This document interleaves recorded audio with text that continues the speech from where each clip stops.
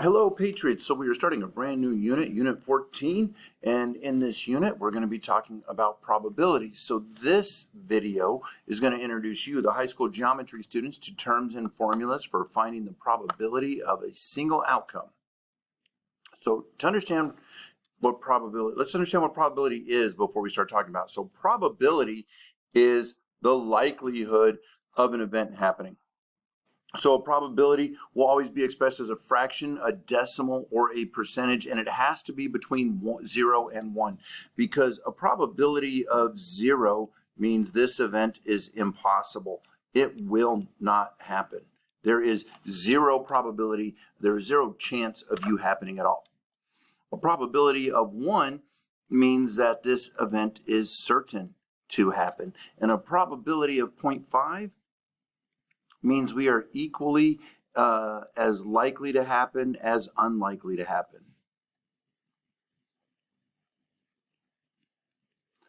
All righty, so anything likely, there we go. Anything above 0.5 is more likely to happen. Anything less than 0.5 is less likely to happen. And then as soon as we hit 0, it's impossible. Or if we hit 1, it is certain.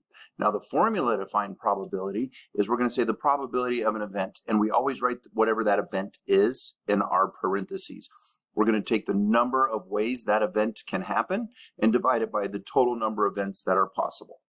Now let's take a look at what I mean by this.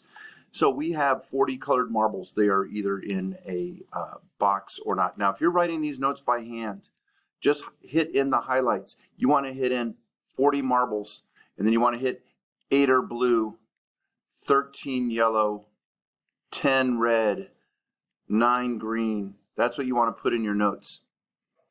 And then you want to say select 1. And then you want to put down what we want to have. So this is what you should be writing in your notes if you have to get all this stuff in your notes. So those are the important words. So we want to know what is the probability that I select a red marble from this bag of marbles. So we're first going to write down that we want to find a probability. That is always P. Probability of what? Well, the probability that I get a red marble. Well, how do I find that? Well, I am going to take the number of red marbles that I could pick, and I'm going to divide that by the total number of marbles. Okay, so the probability that I pull a red marble from this container, in my head it's a bag, I don't know why. There are, how many red marbles? There are 10 red marbles, and there are 40 marbles in total, because right there it says there are 40 marbles. I could add up 8 and 13 and 10 and 9, and that would still be 40. So the probability that I reach my hand into this container and I randomly pull out one red marble is 1/4. This means roughly if I do this 4 different times, I should get the red marble once. So the probability of a red is 1/4. I could also say it's 0.25, or I could say it is 25%. I'm allowed to say probabilities all of those ways. Alrighty, so how normally when we put it into Canvas, we're going to give the 0.25, but we can go from there. What I just did is called theoretical probability. Theoretical probability is the probability that should happen. So I'm not actually going to do anything. I'm just going to look at it. Theoretical probability is all theory. So it's going to be a theory, not an action.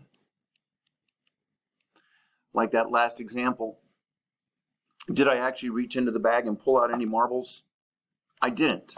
I didn't do anything. I just thought about it. If you just think about probability, it's what we call theoretical probability. Theoretical probability is also, if I don't tell you what type of probability, it's going to be theoretical. Because the other type of probability is called experimental. Experimental probability is the probability that we get when we're actually doing something. We are actually going to do an action. We will either observe or complete an experiment.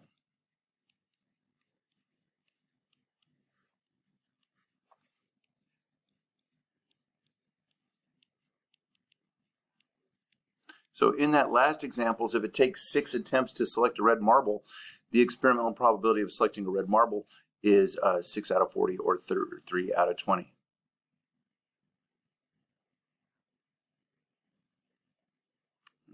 That's not exactly right, but we'll get to that later. So when you roll a 6-sided dice, what is the probability that you will roll a 3? Now this is theoretical, because am I actually going to roll a die? No. By the way, die means one, dice means plural. So this is theoretical. I'm not actually rolling the dice, I'm just thinking about it. So what is the probability that I am going to roll a 3? Well, that's going to be the number of 3s that are on the die divided by the total number that we could get from the die.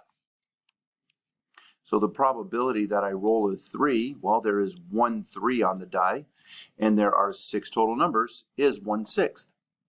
If I put that into the calculator and I turn it into a decimal, I'm going to get about 0.17, which is about 17%.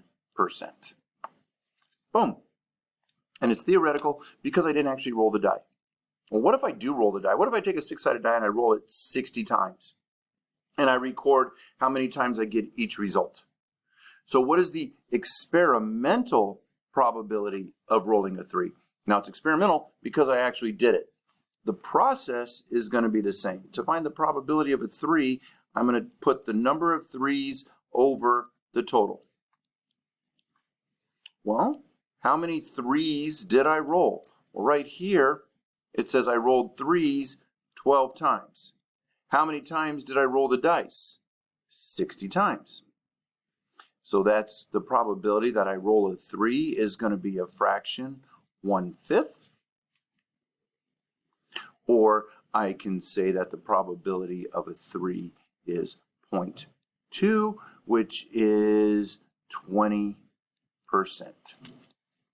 So it's different than the theoretical probability, because the theoretical probability was 17, but I actually rolled more 3s than I did 2s and 1s and 5s. So the probability of a 3 went up a little bit.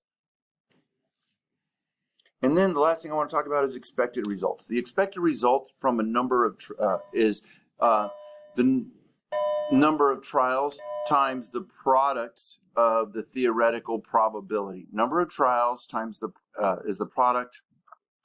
number of trials multiplied by the theoretical probability. Gosh, that was a hard mouthful to get out. So what I expect to happen, that's going to be the probability, the theoretical probability of the event I'm looking for happening times the number of times I do my experiment.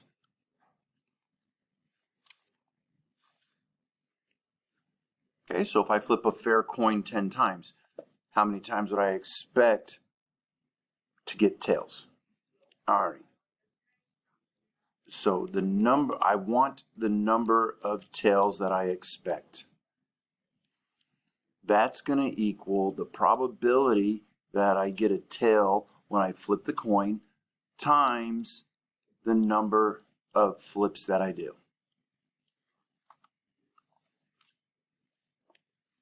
Okay, so when I'm to find the number of tails that I expect, I'm going to multiply the probability that I get a tail by the number of times I flip the coin.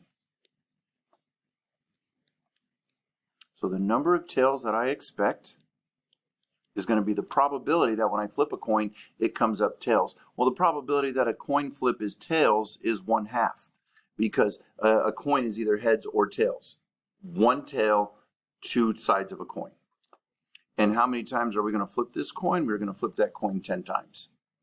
So the number of tails that I would expect to get are 5. I would expect it, theoretically, I should get 5 tails and 5 heads. Realistically, will I? Probably not, but that's what I expect to happen. So if this video was unclear in any way, shape, or form, make sure you jot down those questions and that you come in with them for your teacher tomorrow, Patriots, and we will see you when we see you.